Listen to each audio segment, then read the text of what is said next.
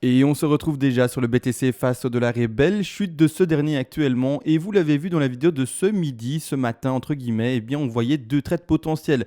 Le trade méga agressif et vraiment anticipation d'un bull run. Et le second trade où l'ouverture de trade n'est toujours pas prise aux alentours ici plus précisément des 34 888 dollars et un peu plus bas l'intervalle des 33 000 dollars. Et celui-ci, c'est plutôt le trade qui répond aux statistiques, le trade de bon père de famille et qui est prudent. On va regarder tout ça bien entendu dans la vidéo précédente, donc c'est-à-dire la vidéo de ce matin. C'est-à-dire elle a été faite un peu avant midi et donc le même jour, 10 janvier d'année 2020. On a agrandi l'écran et on voyait la correction. Donc premier trade pris, cassé, c'est fini, stop loss pris, c'est terminé, les méga agressifs, eh bien on est sorti du trade et c'est terminé et c'est comme ça. Bon risque management, il n'y a pas de problème, on accepte encore et toujours la perte. Malgré tout, maintenant, on attend la deuxième zone statistique pour aller retrouver ce retracement qui est beaucoup plus puissant et ce retracement devrait statistiquement aller rechercher les prix que j'ai dit, plus précisément 34 000 et quelques dollars et les 33 000 et quelques dollars. Pour le moment, on va regarder du coup le développement qu'on en a, quel sous-décompte est-ce qu'on peut tenir vis-à-vis eh bien, de ce qui est en train de s'indiquer à l'écran et voir également par après en fait quels sont les objectifs haussiers parce que, et oui, on reste dans un marché qui est bull, on reste dans un marché qui est haussier et on ne voit pas là maintenant un crash vers les 2000 dollars. Alors, tout ceci va être de toute façon vu dans la vidéo bien entendu, mais juste après, comme toujours, ça ne changera pas la petite intro. Et on se retrouve enfin sur le BTC face au dollar et avant de commencer l'analyse comme toujours, eh bien je fais les remerciements aux personnes qui font des donations étant donné que faire ces vidéos c'est extrêmement chronophage de manière quotidienne et également il y a des personnes qui font des donations pour finalement remercier entre guillemets le risque management que j'explique de manière journalière, les plans de trading divers et variés, l'investissement également possible, bref tout cela et ceux qui veulent soutenir la chaîne vous pouvez le faire, ça fonctionne par palier de donation. Vers déjà les premiers paliers de donation, je vous rappelle que je vous envoie en contrepartie toutes les règles des lots en français. J'ai écrit ce PDF pour que vous soyez vraiment le plus rapidement autonome, c'est-à-dire que j'ai écrit ce PDF de manière très concise, en une trentaine de pages. J'aurais pu faire semblant, faire 400 pages, vous prendre un peu pour des tutes et vous dire, voilà, vous achetez du volume. Mais non, l'objectif, c'est pas de faire du feu pour les festivités pendant l'hiver. Non, l'objectif, c'est au contraire d'apprendre, donc de pouvoir tout lire et chaque page, chaque phrase, en tout cas de ce PDF, vous apprendra quelque chose. Donc là, merci à vous bien entendu. On part enfin dans le vif du sujet vu que tout a été expliqué par rapport à l'intro et également aux donations. Maintenant, on y est. C'est-à-dire qu'on a pété le trade qui est agressif, vous le savez, stop loss prix, on est sorti et c'est réglé. Maintenant, on va regarder le trade de bon père de famille, celui qui attend la zone statistique d'achat pour une 2. Parce que je le rappelle, je vais quand même le montrer du coup en fait dans le PDF aujourd'hui. Je le fais assez rarement d'ouvrir le PDF pour montrer ici, mais bon, allez, faisons-le. Ici, on va sur la page, pas la page 2, mais pardon, sur les objectifs des vagues 2. C'est bien ce qu'on travaille ici. Vous voyez les roses ici, c'est bien ce qu'on voyait dans la vidéo également précédemment. Donc ici, donc la rose qui descend également dans la zone verte indiquée. Clairement, quand on prend le PDF et donc on écoute les stats et qu'on part pas dans la spéculation d'un bull run très fort, etc., et qu'on se dit pas, je vais ouvrir un trade vraiment sniper, vraiment très agressif, etc., eh bien, on aurait dû proprement rien faire et attendre la zone verte qui est indiquée ici à l'écran. C'est-à-dire que, montré dans le PDF, je ne l'ai pas fait finalement, mais on se retrouve bel et bien dans ce cas de figure-ci. 73% des deux corrigent entre les 50 et les 61,8% de Fibonacci de la vague 1. C'est-à-dire que quand on regarde bel et bien ceci, eh bien la zone d'achat qui est indiquée ici se retrouve bel et bien dans les 50 et 61,8% de Fibonacci. Donc c'est-à-dire le bon père de famille, celui qui joue vraiment que les stats, et uniquement les stats et qui vraiment ne répond qu'à ces règles là. Il va devoir attendre normalement cette zone d'achat qui est indiquée ici. La zone d'achat, j'ai déjà dite en début de vidéo, mais c'est-à-dire aux alentours des 34 824 dollars. Et un peu plus bas également ici, on voit carrément les 33 152 dollars. Aujourd'hui, on va surtout essayer de finalement voir premièrement les décomptes haussiers et les perspectives haussières pour ce trade-là, et également le sous-décompte. Le sous-décompte qui est indiqué là, on va le développer plus tard, d'accord? Dans cette vidéo-ci, mais vu que c'est un travail un peu plus minutieux et plus petit, on va en parler juste après. Je vais d'abord regarder finalement si ce trade est intéressant à prendre, donc cet achat du coup des 34 000 et quelques et 33 000 dollars, quelle sera l'exposition, où est-ce qu'on mettra son stop loss, et également du coup le ratio, l'exposition, expliquer quel risque management on devra tenir par rapport à celui-ci. J'agrandis tout ceci, je vais également du coup passer sur une time frame un peu plus large. C'est-à-dire je vais passer en 4 heures, ce sera déjà plus simple pour moi pour lire les choses et également poser les Fibonacci. C'est-à-dire que quand on ouvrira son trade ici, en bon père de famille, donc je donne vraiment le trade nickel à tenir. C'est-à-dire que le stop loss, normalement, on doit le placer à la racine du mouvement. Dès qu'on pète la racine du mouvement, donc c'est-à-dire que ici on est à quel niveau? On est aux alentours des 27 694 dollars. Donc à partir du moment où le BTC ne correspond plus et, finalement stat et qu'il écrase et qu'il pète en fait, eh bien le racine du mouvement haussier, donc le début de la rose, à ce moment-là, eh bien non, on n'est plus dans cette impulsive et on doit sortir du trade parce que ça ne se rentre plus du tout finalement eh bien, dans le fameux scénario qui est dessiné. C'est-à-dire qu'à ce moment-ci, stop loss de posé, j'ai envie de voir personnellement à quel point d'exposition on se retrouve. On va simuler une entrée au milieu. Donc soit vous rentrez sur les 50% de Fibonacci qui sont le top, donc c'est-à-dire le sommet du rectangle, soit vous rentrez sur les 61,8 qui est le bas du rectangle. C'est-à-dire que là maintenant, comme dit, pour essayer de vraiment simuler l'entrée maximale de la plupart des gens, eh bien on rentre au milieu. C'est-à-dire qu'ici, je vais simuler une entrée à 34 150 $. Bon, je le place. Je regarde bien entendu l'exposition. Exposition assez importante. Dans ce contexte-ci, on est quand même à une exposition de 18,77%. Si vous voulez, alors ça c'est vous qui voyez, mais un peu plus agressif, vous pouvez monter votre stop et vous dire voilà, si on dépasse les 61,8, on sort de statistiques et donc je sors de ce trade pour avoir confirmation, oui, de la reprise haussière avec des petites bougies, etc. Mais en attendant, je vais pas rester dans ce trade. Vous êtes libre, ça vous ferait une exposition beaucoup plus petite de 5,22 pour donner un exemple, étant donné que vous posez légèrement plus bas votre stop que les 61,8.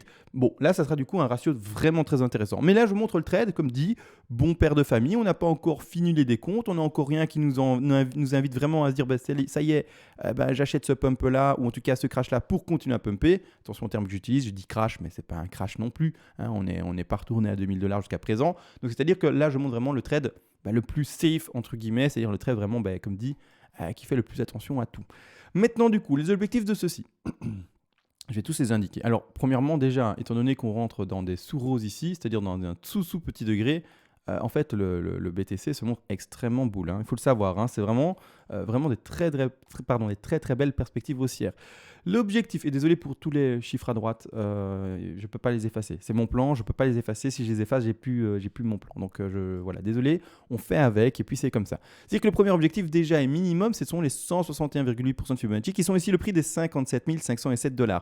Donc la personne qui joue ce trade-là, il faudra bien entendu qu'elle mette un TP de sécu. Je rappelle, c'est quoi un TP de sécu? C'est un TP qui se fait assez rapidement dans le trade et qui est bien entendu très petit, c'est-à-dire 10-15% grand maximum. Il sert à couvrir les frais si vous avez des frais et également, dans le cas où vous allez avoir peut-être une perte, eh bien, diminuer, minimiser un maximum cette perte. Et également, dans le cas échéant où vous auriez eu l'occasion de monter votre stop loss à votre point d'entrée, à ce moment-là, il vous fait faire un tout petit bénéfice étant donné que vous êtes rentré à votre point d'entrée et donc il n'y a plus de perte potentielle par rapport à l'exposition et plus précisément par rapport au stop loss. Maintenant que ça c'est dit, où est-ce qu'on va placer? Eh bien, dans cette configuration-ci, son premier TP de sécu. Pour ma part, je le placerai aux alentours des 38,2, 61,8. C'est-à-dire que comment on peut positionner là? Parce que vous avez dit un TP de sécu, enfin j'ai dit un TP de sécu, mais j'en donne deux. Je vais expliquer ça. Premièrement, soit vous êtes très défensif, extrêmement bon père de famille, vraiment pour essayer d'exprimer ça de manière illustrative avec cette comparaison-là, mais vous prenez un tout premier TP ici, donc rouge, étant donné que c'est une zone de vente, d'accord, on passe à l'achat ici en bas, et on revend quand on remonte pour clôturer petit à petit son trade. C'est que ici, on voit la potentialité d'un premier TP de sécu aux alentours des 39 626 $ prix Coinbase, et c'est-à-dire qu'également, j'en ai donné un deuxième. Si vous êtes un peu plus agressif sur vos positions, eh bien à ce moment-là, vous pouvez le prendre uniquement aux alentours des 61,8% de Fibonacci qui sont déjà tout de même à 42 945 $.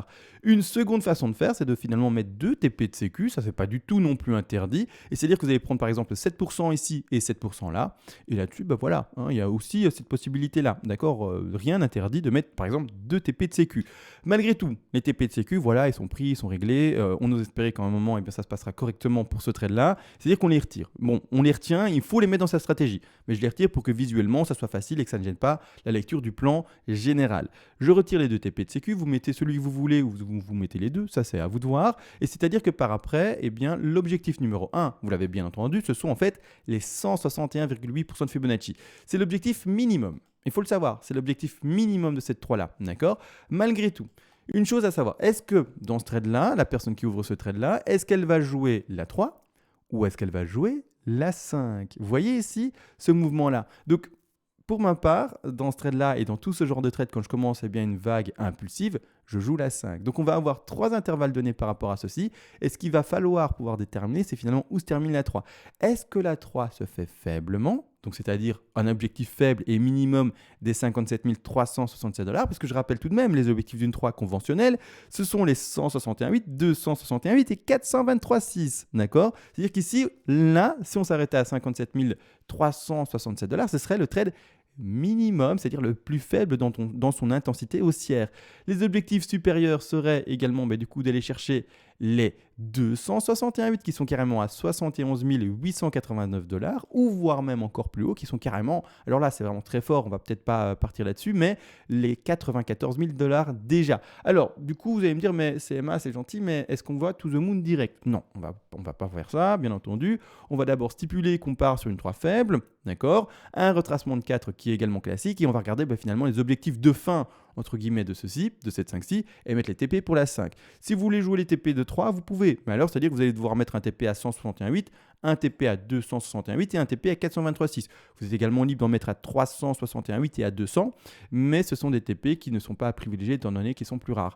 Malgré tout, moi, je ne vais pas jouer ça. En tout cas, c'est pas ce que je ferai. Moi, dans ce trend-là, je ferai quoi? Les objectifs de 5. D'accord? On commence un bon mouvement haussier, et donc on va essayer de choper tout le mouvement haussier. C'est-à-dire que déjà, là maintenant, dans ce contexte-ci, on va pouvoir placer 3 TP. Je place, pour le moment, comme dit, on ne voit pas to the moon direct, sinon peut-être qu'on atteindra des objectifs qui sont trop élevés, et d'ailleurs on les atteindra du coup peut-être jamais. Donc c'est-à-dire que je vais rester sur une 3 qui se termine aux alentours, comme dit, des alentours des 57 383 dollars, un retracement de 4 pour le moment, comme on va voir, tout à fait normal, c'est-à-dire qu'on va chercher un retracement de 4 de 38,2, étant donné qu'on part sur le scénario où on ferait une 2 tout à fait normale. Donc ici, clairement, statistique en place, on place ceci de cette manière-ci, et on va rechercher un retracement assez fort, entre guillemets visuel, mais qui est tout à fait statistique et tout à fait régulier. C'est-à-dire un retour des prix sur les 38,2 et donc un retour de prix aux 48 403 dollars. Par après, on va enfin mettre nos 3 TP, et ce sont finalement les 3 TP majeurs que je vais installer pour ce trade-là. Et c'est par rapport à ceci que je vais regarder le ratio potentiel, et est-ce qu'il est intéressant à prendre, oui ou non. Bon, visuellement, ça a déjà l'air intéressant, mais on va regarder ça plus précisément. C'est-à-dire que je prends mon Fibo, je vais de nouveau à la racine, je vais à mon sommet de 1, je vais là pour le moment où le BTC n'est pas encore, on l'attend là pour ouvrir le trade. S'il n'y arrive pas, on se repositionnera plus tard, mais en tout cas, pour le moment, bon père de famille pour ce trade statistique normalement le plus reconnu, c'est-à-dire que les stats doivent se répéter normalement, c'est l'achat aux alentours des 34 000 dollars. On va poser ce Fibo par rapport au bas de la 4 et mettre les 3 TP. Les TP sont les suivants: 100% de Fibonacci, 161,8% de Fibonacci et également 261,8% de Fibonacci. Chaque zone ici est un TP majeur. Je les place tous les 3 d'abord et puis je donne les prix. D'accord? Attention également, les prix c'est bien joli, mais essayez d'apprendre, ou en tout cas de vous habituer à regarder uniquement les Fibos. Voilà, c'est tout, c'est vrai. Regardez juste les Fibos, les prix changent selon les échanges, et surtout également, là maintenant je donne des Fibos, d'accord? Ça va permettre, vous, de votre côté, par après, finalement, de juste connaître les Fibos et savoir les objectifs Fibos, et non pas de prix. C'est-à-dire que vous allez pouvoir retransposer super facilement le trade sur vos propres échanges, sans vous dire, ah, CMA avait dit quel prix, ce prix-là, puis retour sur ce prix-là, puis les objectifs. Mais j'ai pas exactement ça. En fait, c'est les Fibos qu'on regarde. On vend le Fibo, on vend pas un prix en fait. C'est ça qui est bizarre, mais c'est comme ça. Il faut s'y habituer. Et surtout l'apprendre de votre côté. Et puis voilà. C'est-à-dire qu'ici, le premier objectif se retrouve aux 62 935 dollars sur Coinbase. Le deuxième objectif se retrouve à 71 763 dollars sur Coinbase. Et le troisième objectif pour cette 5 en rose se retrouve déjà aux 85 900 dollars. Donc une belle perspective haussière pour ce mouvement-ci qui peut monter tout là-bas en haut. N'oubliez pas, dans le cas où le trade se passe super bien, que le trade prend bel et bien, vous ne vous faites pas prendre votre stop, et donc en gros, je vais le dessiner, ça descend ici, boum, on prend ceci, et wap, et ça pompe, et ça pump, et ça pump, et ça pump. À ce moment-là, même quand vous arrivez dans le dernier take profit partiel, vous ne clôturez jamais complètement votre trade. C'est important d'expliquer, quand on a une perte, au contraire, on la clôture rapidement, c'est un peu ce qu'on a fait ce matin, pour le risque management par rapport finalement au trade assez agressif qui voyait une potentielle très faible 2 et c'est-à-dire une X vers à Y qui va chercher une 61,8 à peine. Eh bien non, le stop a été posé clairement à 38 743 dollars avec une exposition de 1% et quelques, on est sorti et c'est réglé, d'accord? Là les pertes on les minimise, d'accord? Mais au contraire des gains, eux on les maximise. Maximalise. C'est beaucoup mieux la CMA. C'est-à-dire que en fait l'objectif c'est de clôturer le plus tardivement et tenir du coup un trade ouvert gagnant le plus longtemps possible. Donc même quand vous arrivez en fait dans le dernier TP, vous aurez revendu par exemple 85% de votre position, 80, 75% de votre position, mais c'est-à-dire que du coup, il va vous rester 10, 15, 20, 25% de votre position. Pourquoi? Parce que si le BTC est encore plus plus pumpy que ce qu'on attendait et qui continue à pumper, qui ne s'arrêtait pas dans ces zones statistiques données, donc c'est-à-dire ici par exemple aux 86 000 $ et qui continue à pumper, à ce moment-là, eh bien, votre stop loss deviendra un stop profit, étant donné qu'il est déplacé dans le vert. Il sera déplacé sur chaque, ou en tout cas sous chaque niveau de support important et vous permettra de toujours faire du bénéfice. C'est ça la différence avec un trade qui est perdant. Eh bien, lui, on le clôture le plus rapidement possible. C'est pour ça que le stop est assez serré et qu'à ce niveau-là, eh bien, on ne déplace jamais son stop vers le bas, d'accord, vis-à-vis de son risque management qui n'a pas de sens. Ce serait vraiment bizarre et ridicule. Mais par contre, tout simplement, quand on est en gain, là, au contraire, on déplace son stop et on déplace tout simplement ce stop qui deviendra profit le maximum sous les supports importants. Maintenant, ça c'est dit, comment tenir ce trade-là. Malgré tout, on va en faire regarder les ratios. Les ratios, intéressants par intéressants, dans ce scénario qui est finalement le plus faible donné, parce qu'on reste sur une 3 qui, vous l'avez compris, eh bien, s'arrête à 161,8. Ici, le ratio serait, dans le cas où on va chercher cet objectif max, des 8,02. Donc, c'est un bon ratio, étant donné que vu qu'on prend des TP de sécu que j'ai retiré, qu'on prend un TP majeur 1, un TP majeur 2 et un TP majeur 3, ça lisse en fait le ratio, et le ratio n'est pas de 8. Pour faire simple, on va le diviser par 2. Ce n'est pas exactement ça. Je ne sais pas quel pourcentage vous vendez dans chaque TP, etc. Mais juste pour simple et pas se triturer le cerveau, eh bien on le divise par 2. Ça veut dire qu'on resterait toujours sur un ratio de 4. Ratio de 4, intéressant. Bon, un ratio supérieur à 1 et plus, donc un ratio, je finis ta phrase, un ratio supérieur à 1 est intéressant et plus ce ratio est supérieur à 1, donc 4, 5, 6, 7, 8, 9, 10, 11 000, là ça devient méga intéressant. D'accord, mais donc là on est sur un ratio de 8, simplifié à 4 étant donné qu'on a une stratégie de vente par palier. Et donc oui, c'est plutôt intéressant et donc c'est pas du tout un mauvais trade. C'est-à-dire que là maintenant, le risque, bien entendu, ne l'oubliez pas, l'exposition en rouge ici, d'accord, c'est une somme que vous vous permettez de perdre par rapport au capital total de trading. Je vais remontrer l'exemple. Imaginez que votre capital trading c'est 10 000. Vous allez vous dire, en fait, sur ces 10 000, à chaque trade, je veux ne pouvoir que perdre 1% de ces 10 000. C'est-à-dire qu'en fait, vous allez du coup ouvrir un trade avec une somme qui, quand en fait elle sera perdante, donc c'est-à-dire que quand vous allez perdre et donc avoir cette exposition de 18%, eh bien cette perte-ci va n'être correspondante qu'à ce 1% des 10 000. C'est ça qu'il faut comprendre. Donc c'est-à-dire qu'en fait, c'est la perte que vous pouvez vous permettre qui va déterminer finalement la somme qui va être jouée. Ce n'est pas le contraire. Vous ne jouez pas une somme au hasard pour vous dire j'essaye d'avoir une petite perte. Non, d'accord, avec une exposition.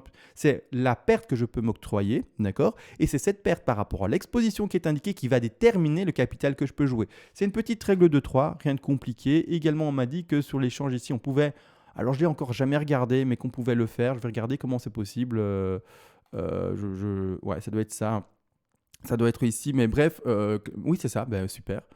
Ah, c'est sympa ça. Ah voilà, nickel. Grossièrement, il y a tout ce qui est fait pour vous ici. Vous n'avez qu'à rentrer les données et c'est réglé. Mais c'est-à-dire que, voilà, c'est ça l'objectif. C'est le risque management, ce n'est pas le bénéfice management. Donc faites encore une fois toujours attention à ça. Également une petite chose, maintenant qu'on a vu le trade grossièrement, petite chose, je parle de risque management du coup. N'oubliez pas, parce que c'est vrai, je montre des trades qui sont souvent réussis, et donc tant mieux. Mais malgré tout, par exemple, ce matin, j'ai montré un trade très agressif qui, pour ceux qui l'ont pris, n'a pas été gagnant. C'est dire qu'une chose, je veux insister là-dessus. Comment dire, quand un trader fait des trades, en fait, il faut savoir que son ratio de trades gagnants n'est pas du 10 sur 10. C'est-à-dire qu'un trader ne fait pas que des trades gagnants. Il faut savoir que c'est le risque management qui va faire en sorte que sur le long terme, vous soyez gagnant. Je donne un risque management pour moi très simple à tenir, mais qui est vraiment très sécure. C'est-à-dire que vraiment sur le long terme, si on tient ce que j'explique par rapport au risque management de manière très très stricte, ça devrait bien se passer pour vous, d'accord? Mais c'est-à-dire que quand quelqu'un pense peut-être qu'un trader fait du 10 sur 10, c'est faux, d'accord?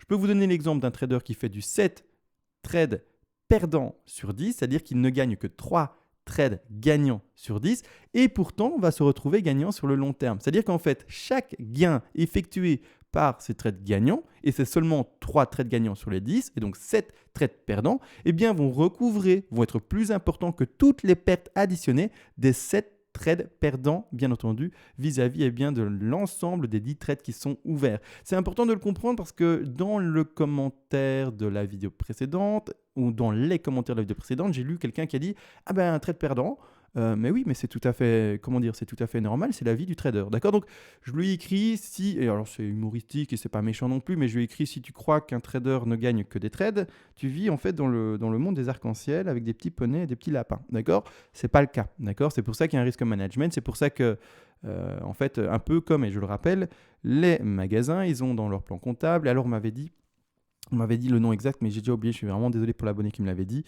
Mais en fait, ils ont les pertes qui sont déjà prévues. C'est-à-dire que tout ce qui est les casses, tout ce qui est casse, pardon, tout ce qui est vol, tout ce qui est périmé, tout ce qui est peu importe, eh bien, c'est vu dans le plan comptable. Donc, c'était quoi les pertes? Je ne sais plus, c'est pas grave. C'est un nom défini en fait, mais je ne me souviens plus. Mais c'est-à-dire que c'est la même chose ici. Le risque, et donc c'est-à-dire la perte, est prévue dans votre plan de trading. Et c'est ça en fait, même le principal à savoir gérer avant de commencer à trader. Si vous ne saviez pas ça, ben, du coup, apprenez, c'est pas méchant, hein, apprenez, prenez le temps, temporisez de votre côté, emmagasinez comment est-ce qu'on peut tenir un plan de trading, etc. Et comment finalement, eh bien, même le fait de perdre beaucoup de trades vous permettra par après de gagner de l'argent vis-à-vis de tous ces trades qui sont perdants, d'accord? Et entre guillemets, ces faibles taux de trades qui sont gagnants. Bon, voilà, ça c'est dit, on a vu le trade ici, assez simple, enfin assez simple. Voilà, indiqué, intéressant, on a un ratio de 4 qui est lissé, donc c'est propre, il n'y a pas de problème là-dessus. Ce qui m'intéresse moi maintenant, en fait, c'est plutôt, comme dit, eh bien, de zoomer là-dessus. Pour le moment, je pars sur une WXY. Alors, il faut savoir une chose, c'est que premièrement, ma WXY ici, je n'arrive pas à la terminer. D'accord, j'arrive pas à la terminer, c'est-à-dire que même j'ai passé en quart d'heure légèrement ici, j'arrive pas à la terminer. Pour ma part, alors je tempo, hein, là je tempo, c'est du très précis, c'est du quart d'heure, etc. Je tempo, je regarde comment ça se passe, comment ça consolide, comment si ça. Bref, vous aurez compris. C'est-à-dire que pour le moment, moi ce que je vois ici, alors je retire la rose, hop, la rose, on descend vers la 2 là, d'accord. Ce que moi je vois ici, clairement, c'est 3 vagues descendantes. Là, vous voyez, 1, 2, 3. Je vois pas, en fait, je ne vois pas cette 5 là. Il y en a qui pourraient l'avoir, parce que bien sûr, moi j'ai essayé également de l'avoir, mais cette 5 ici, parce que en fait, les intervalles de temps de chaque vague ne correspondent pas. Donc ça, non. En tout cas, jusqu'à preuve du contraire, c'est pas du tout ce que je privilégie, clairement pas. Donc je vais quand même la mettre en plus visible, parce qu'elle ne l'est pas ici, mais voilà. Ça part. On se retrouve vraiment avec une 3 qui est, il me semble, plus petite. Attendez, la 3 ici. Ouais, c'est ça. On se retrouve vraiment en fait avec une 5 plus petite que cette fameuse 3. Normalement, dans le développement d'une leading diagonale, on devrait retrouver une 5 plus grande que la fameuse 3, étant donné que la 1 est courte, la 3 est moyenne, et du coup, dans ce développement-ci, on devrait lire une 5 plus grande. Donc pour moi, ça tient pas, et pour moi, en leading diagonale, je le tiens pas. C'est-à-dire que clairement, je reste encore et toujours dans cette expression de cette fameuse première ABC. ABC indiqué de cette manière. A, mince, mal placé, B et puis C. D'accord? Donc ABC. Je suis curieux d'ailleurs de voir en fait l'objectif qu'on a été chercher.